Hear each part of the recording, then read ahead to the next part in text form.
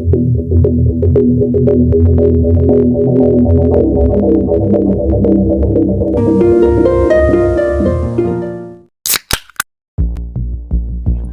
everyone, welcome back to channel Weekly Crime Stories yang akan membahas kisah-kisah kriminal nyata yang penuh misteri.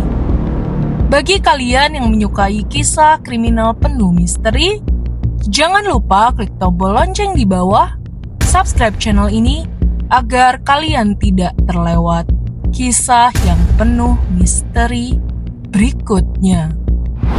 Ini adalah musim panas tahun 1997 dan Central Park di New York City penuh dengan orang-orang yang menikmati malam yang hangat. Di antara mereka, ada Michael McMorrow, seorang agen real estate berusia 44 tahun yang tinggal bersama ibunya di Upper West Side. Meski hidupnya terlihat tenang, Michael menghadapi banyak masalah pribadi, termasuk alkoholisme. Untuk mencari ketenangan, ia sering pergi ke taman dan bertemu dengan teman yang tak biasa, Davin Abdella, seorang gadis remaja berusia 15 tahun. Davin bukan remaja biasa. Anak angkat seorang eksekutif industri makanan yang kaya, ia tumbuh di lingkungan elit Upper West Side dan bersekolah di sekolah swasta terkenal, Columbia Grammar and Preparatory. Dari luar, hidupnya tampak mewah, tapi di luar sekolah, perilakunya sangat berbeda. Davin dikenal sebagai gadis yang suka bertengkar, sering minum alkohol, dan berkeluyuran di Central Park ketika ayahnya sedang berpergian.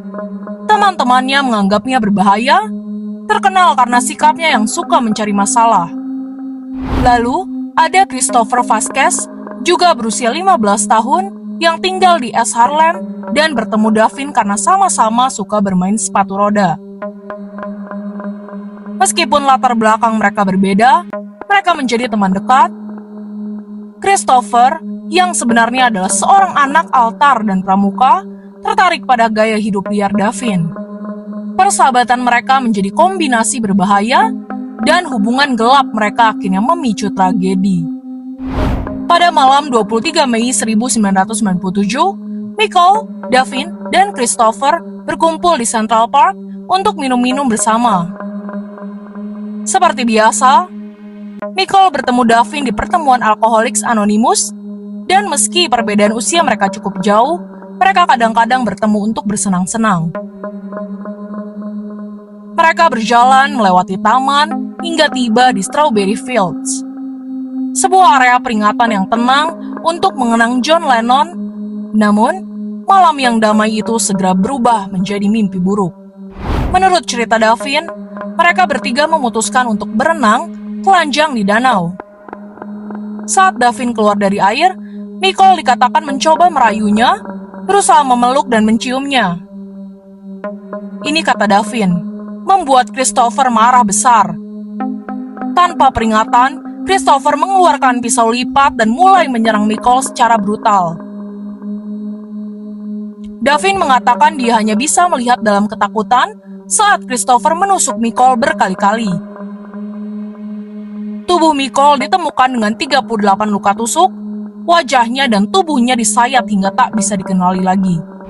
Namun, ada sesuatu yang tidak dikatakan oleh Davin. Setelah menelpon 911 untuk melaporkan kejadian itu, polisi tiba di apartemen Davin dan menemukan dia dan Christopher sedang mencuci darah dari tangan mereka. Bukannya panik, Davin justru bersikap dingin dan mengumpat polisi. Dengan cepat, dia menyalahkan Christopher, mengaku bahwa dia hanya saksi yang ketakutan. Tapi, detektif mulai curiga ada sesuatu yang janggal. Bagaimana mungkin seorang remaja kurus seperti Christopher bisa mengalahkan pria dewasa seberat lebih dari 90 kg? Dan mengapa tubuh Michael menunjukkan bekas luka yang cocok dengan jejak sepatu roda Davin? Penyelidikan lebih lanjut akhirnya mengungkap sisi gelap Davin yang lebih dalam. Dia bukan korban tak berdaya seperti yang ia klaim. Sikapnya yang tidak stabil dan ceritanya yang terus berubah membuat para detektif yakin bahwa Davin lebih terlibat dalam pembunuhan ini daripada yang diakui. Kemudian, detektif menemukan plot twist yang tak terduga. Ternyata, Davin memiliki sejarah perilaku manipulatif sering menggunakan pesonanya untuk mendapatkan apa yang ia inginkan. Muncullah teori bahwa peristiwa malam itu tidak terjadi secara spontan. Ada spekulasi bahwa Davin telah merencanakan pembunuhan ini. Mungkin untuk merampok Michael atau membalas dendam. Christopher yang muda terpengaruh dan mungkin tergila-gila dengan Davin, mungkin saja diperalat untuk melakukan kejahatan. Semua bukti akhirnya menekan Davin dan Christopher untuk menerima kesepakatan pengakuan bersalah atas pembunuhan. Masyarakat pun terkejut. Bagaimana mungkin gadis kaya dari keluarga baik-baik bisa terlibat dalam kejahatan brutal seperti itu? Namun, pertanyaan besar masih belum terjawab. Siapa sebenarnya yang memberikan tusukan terakhir yang membunuh Michael? Plot twist yang sebenarnya muncul setelah Davin keluar dari penjara. Seorang detektif swasta yang disewa oleh keluarga McMorrow menemukan surat yang ditulis oleh Davin kepada temannya saat dia berada di penjara. Dalam surat tersebut, Davin secara tidak langsung mengakui adanya motif tersembunyi, sesuatu yang tidak pernah ia ungkapkan selama penyidikan dan persidangan.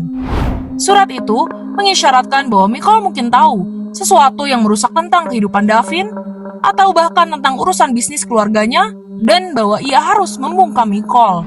Christopher dalam skenario ini hanya alat untuk mencapai tujuan Davin. Surat ini, meski tidak pernah dipublikasikan secara resmi, membangkitkan kembali spekulasi tentang apa yang sebenarnya terjadi di Central Park malam itu. Apakah pembunuhan Michael terjadi karena dorongan emosi? Atau sebenarnya itu adalah rencana yang sudah disusun dengan matang? Apakah Davin yang sebenarnya memanipulasi semua orang, termasuk Christopher dan polisi, untuk melindungi dirinya sendiri? Masyarakat tidak akan pernah tahu pasti. Kasus ini, yang sudah ditutup, tetap meninggalkan tanda tanya besar. Davin dan Christopher dibebaskan setelah menjalani 6 tahun di penjara, dan mereka menghilang dalam kehidupan yang penuh misteri. Namun, bagi keluarga Michael McMorrow, rasa sakit karena kehilangan orang yang dicintai akibat pembunuhan brutal ini akan selalu menghantui. Di suatu tempat, di bangku taman dekat tempat tubuh McMorrow ditemukan, sebuah catatan kecil ditempelkan pada kayu bangku. Siapa yang sebenarnya melakukannya? Catatan itu, seperti banyak hal lain dalam kasus ini, meninggalkan rasa penasaran yang tak terjawab, sebuah misteri yang tetap tak terpecahkan, selalu berada di luar jangkauan. Bagi kalian yang menyukai kisah kriminal misteri seperti ini, jangan lupa klik like, komen, share, serta subscribe channel ini. Dan untuk para penonton setia Weekly Crime Stories dan komentator setia, terima kasih telah membantu Weekly Crime Stories menjadi lebih baik lagi. Terima kasih.